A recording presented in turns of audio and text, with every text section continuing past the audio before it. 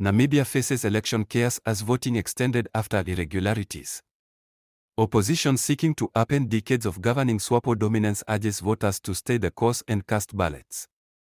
Namibians vote in contested presidential and parliamentary elections. Tensions are mounting in Namibia after a controversial extension of presidential and parliamentary elections into the weekend owing to irregularities that slowed down voting.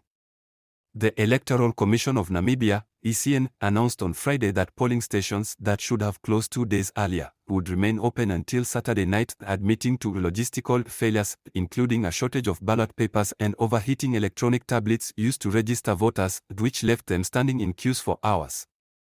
The opposition Independent Patriots for Change (IPC) party, which hopes to end 34 years of rule by the Southwest Africa People's Organization (SWAPO), protested against the new extension but urged voters to cast their ballots.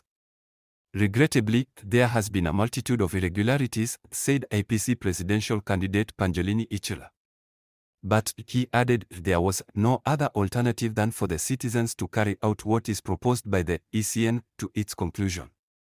He is standing against SWAPO's Nitambo Nandindetwa, currently the vice president, who would become the mineral-rich country's first female leader if she wins.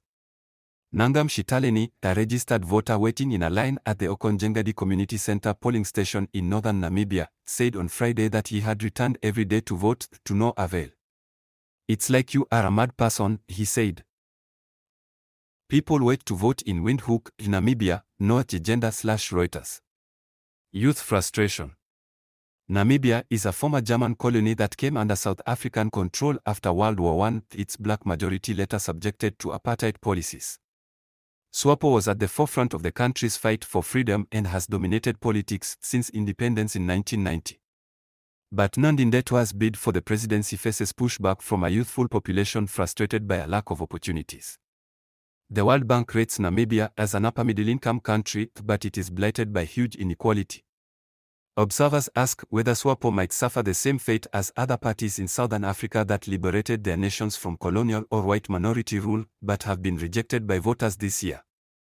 Namibia's electoral issues come as Mozambique is engulfed in violent unrest after the long-ruling Frelimo party was declared the winner of an election in October, prompting claims of vote rigging and causing continuing violent protests against the party.